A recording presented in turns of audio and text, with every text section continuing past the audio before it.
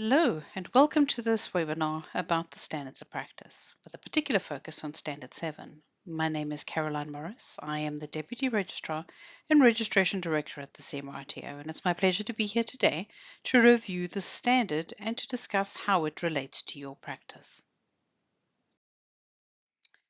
The learning goals that I have for us today are to learn a little bit more about the standards of practice and how they relate to us as medical radiation and imaging technologists. We're going to do a little bit of a deep dive into the standard of practice number 7, and I hope I be able to help you understand how this standard will impact your practice. Before we can talk about the standards of practice, we need to understand why we have the standards of practice. And so the standards of practice are a tool that are used by regulators and regulators across all of the health professions, and our purpose is to protect the public interest. So these standards set the basis of all of our program areas, and we can discuss that a little bit more on our next slide. The standards of practice are the underpinning of all 4 cornerstones of the work that a regulator does in regulating the practice of any particular profession. Every regulator has the same 4 cornerstones. Our first cornerstone is to set entry to practice standards, and those are the standards that apply to individuals who want to be able to practice the profession. And so in our case, those would be the students that are engaged in education and studies in our accredited programs. And so these standards work in conjunction with the competency profiles for students to be able to acquire the knowledge that they need to be able to provide services to patients safely in Ontario. The second cornerstone is to develop and enforce standards of practice. So the standards that I'm going to be discussing with you today, in particular Standard 7 for this one, those standards of practice are set the basic requirements for practice, for safe practice in Ontario. Most departments actually would use those standards and develop on them. Standards are generic and they do apply to a wide range of settings, from the smallest clinic with one person practicing to multi hospitals with multi departments and many individuals and lots of expensive equipment. So the standards do need to be able to apply to all of those types of circumstances.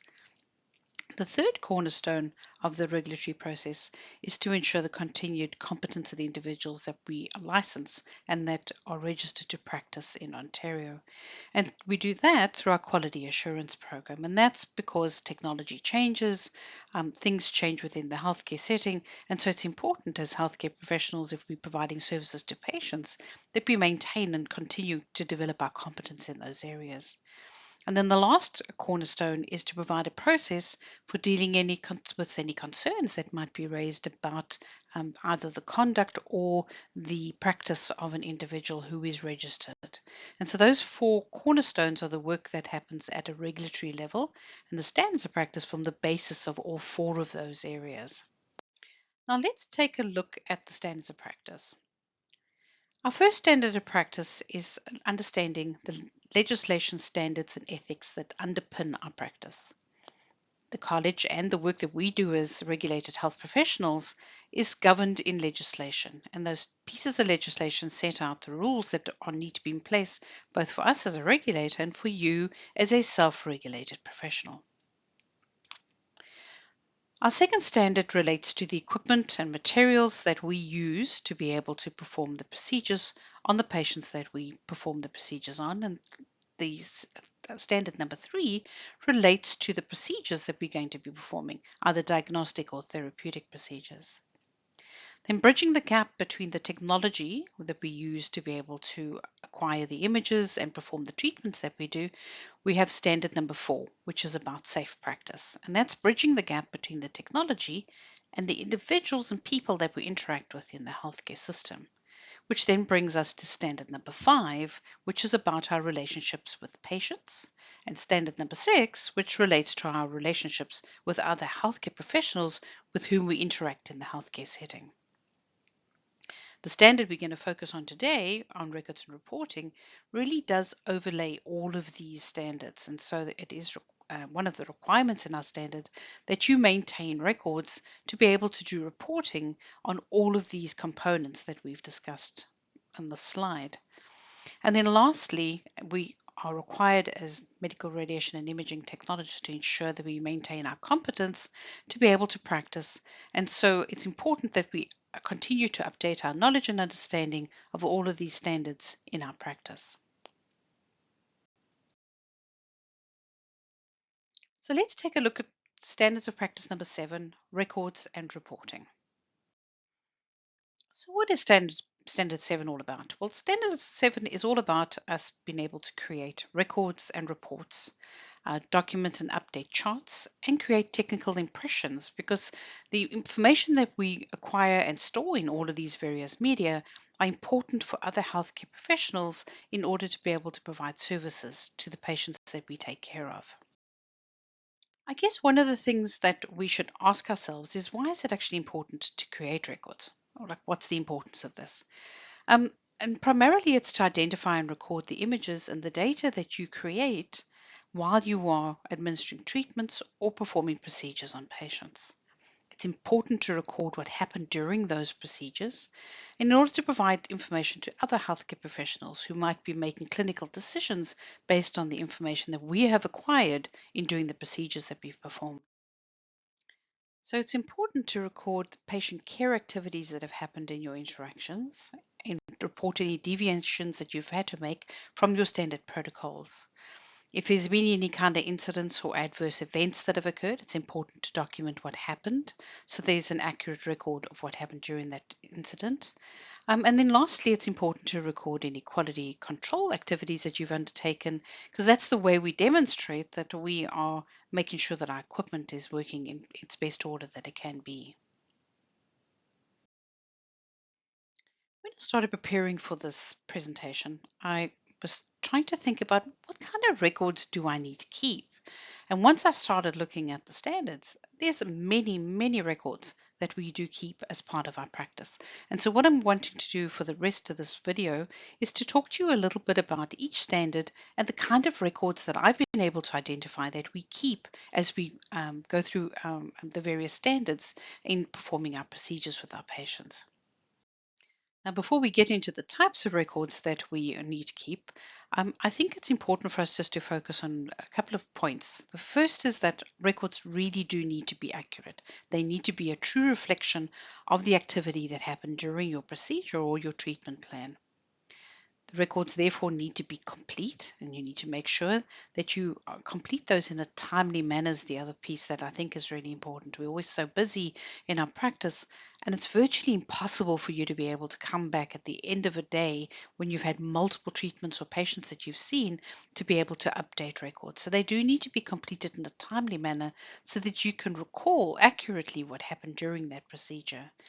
And then lastly, if you're still recording in old-fashioned handwriting, you need to make sure that your records are legible. You need to make sure that people can read what you've written. If you think about it, the records that we create when we do procedures on patients, and both for treatment purposes or for diagnostic purposes, are really a record of our judgment and the critical thinking that we undertook in our practice at that time with that particular patient, and is really a reflection or an account of our contribution that we've each of us individually made to the care of every patient that we've taken care of.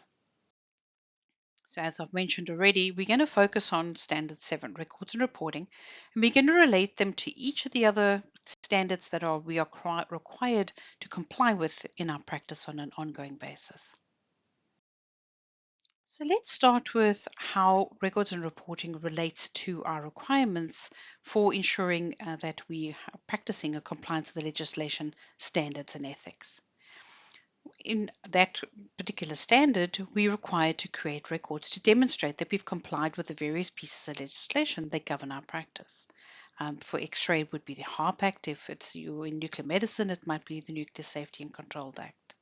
And the Regulated Health Professions Act sets out all of the controlled acts that we're performing. So the records are there to demonstrate that we've complied with our requirements under those various pieces of legislation when we've implemented an order for a procedure or a treatment plan. So we always require an order to be able to perform a procedure, and creating a record helps us document that we had an order before we moved forward. There's also a number of facility protocols or directives that will be in place at your facility.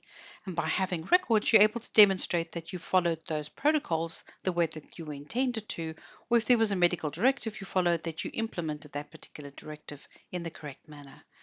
And then lastly, there's a requirement for us to adhere to manufacturers' guidelines. And so those would include the various testing components that need to happen with our equipment, and ensuring that whatever guidelines were put in place, that we've complied with that to ensure that our equipment is safe to be able to be used. When it comes to standard number 2, which is the one around equipment and materials, here we're looking at the equipment itself. And so we're looking at the quality control tests that you may have performed and documenting those to make sure that you've demonstrated the serviceability and operability of the equipment. And your facility probably has some guidelines on how frequently that needs to happen. If there are faults with any of the equipment that you're using, it's important that you report those so that they can be dealt with. And when we come to substances that are being administered, it's important to document both what was administered and how much, and the routes of administration. If you are working in nuclear medicine, then you've probably got some requirements around the management and disposal of radioactive materials that are particular to the Nuclear Safety and Control Act. And if you're working in ultrasound, it's important that you document your cleaning and reprocessing that's happened with your transducers to demonstrate that you're complying with infection control requirements.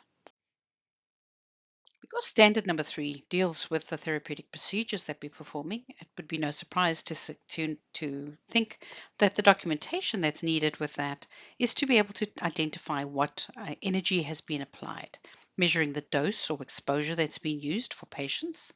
And if you're performing any other controlled acts, that you've completed, that you've actually done those controlled acts, and that you had patient consent before you moved forward with doing any of these. The orientation of the body and other pertinent markers and images and data is really important because clinical decisions are made by other people who are providing care to patients based on the images that we've acquired. So it's important that those be accurate. If you've administered a treatment plan, it's important to be able to document what you've done and any deviations from that plan so that others who are going to be coming after you, who are going to be following on with the treatment plan, know what's happened and are able to base their clinical decisions on it. And then lastly, be able to document what equipment was used, and finally archiving the images and data that you've acquired through the course of the procedure. Standard 4 is about safe practice. As you can imagine, here the requirements under records and reporting include making sure that you demonstrate in compliance with the legislation and your policies around health and safety. Again, we touch on quality control tests that are perhaps being conducted and the results of those. When it comes to safe practice as it relates to our patients, it's important that you identify that you have verified the identity of your patient accurately, that you spoke with the patient before you moved forward and identified any contraindications there might have been to performing the procedure. And if you had to connect with any healthcare professionals to be able to get some direction with regards to those contraindications, that you have documented what direction you received. If you have to do any referrals of your patients, or if you've had to restrict the way that you implemented anything, or provide explanations perhaps to other healthcare professionals, then that's important documentation that's required again to ensure safe practice so that patients are safe as they move forward through the healthcare system. If you've had to implement any emergency response procedures, this is a good place also to be able to document. And if you're working in MR, compliance with screening and safety protocols is really important, as well as monitoring records for contamination if you were working perhaps in nuclear medicine or even in ultrasound. So now we're moving on to the two standards of practice that relate to the individuals that we engage with within the healthcare system. And the first, of course, of those is our patients. And so one of the requirements that we should be recording is whether the patient has provided consent to be able to move forward with the procedure. That consent will be documented in a way that's in compliance with your facility standards, and every facility might have slightly different standards around that. It's important that you have that conversation with your patient to ensure that they are in consenting and moving forward with you with the procedure.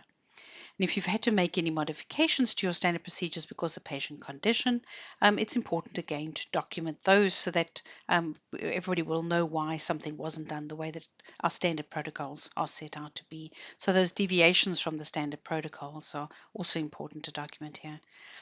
If any adverse or unexpected events, allergies or reactions to treatment or procedure occurred, documenting those is important. And then abnormal test results, anything that's untoward or different will need to be recorded so that we can update our patient records appropriately. And of course, all of this is being done while you're complying with the privacy legislation and confidentiality of any patient information that comes into your care. Because we work in a complex healthcare system that involves us interacting with a number of other healthcare professionals as part of our role and responsibilities, things like notification, descriptions of any emergency treatments that have been undertaken, updating your patient health records with any deviations. We've talked about that before in the last standard as well. And any follow-up requirements for patients to give direction to other healthcare professionals who are going to be taking over the care of the patient. If you are working in nuclear medicine, there are likely results of assays and QC tests, as well as information about the receipt and disposal of radioactive materials, the labeling of your radiopharmaceutical preparations, and maintaining dispensing records would all be records that are required in that area. If you have any concerns with any kind of treatment or treatment prescription, you've done any follow up on that, keeping documents around what that looks like would be helpful for you moving forward. And if you're working in ultrasound, your technical impressions and observations are what the radiologists are using to make informed decisions around the reports that they are producing for the patients that you've just taken care of. The final standard that I need to touch on today is the continuing competence one. And so that standard requires us to keep records around compliance with the QA program. And every year you do that when you do your annual renewal. That's one of the requirements that you ensure that you declare compliance with. We're also required in our e-portfolio to update our quality assurance profile each year to identify our practice and the peculiarities of our particular practice. And then we're required to do self-assessment against two of the standards each year. And so that's the QA portfolio is an easy way for you to be able to document that. And then lastly, we are required to complete 25 hours of continuous learning activities. And the e-portfolio is an easy way for you to be able to do that documentation, both through what you can get on the computer and through the app that you can download on your phone. I never really thought about us as a profession that needed to do a lot of documentation. But once I started to think a little bit more about it and look at the standards, there is a lot of information that we do record and need to record on a daily basis around what we do when we work. So it's important, I think, for us just to reflect on the fact that it is really essential that you document in the moment. It is going to be difficult, if not impossible, for you to recall the specific details of what happened at a later time, particularly considering the volumes of patients that you would see on a daily basis.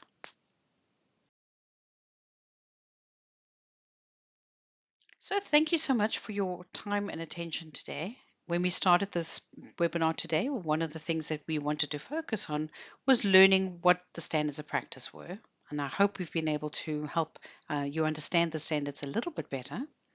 We put a particular focus on standard 7 in this particular video. And what we wanted to try and do was understand how the standard impacts our practice. And I hope we've been able to demonstrate that for you.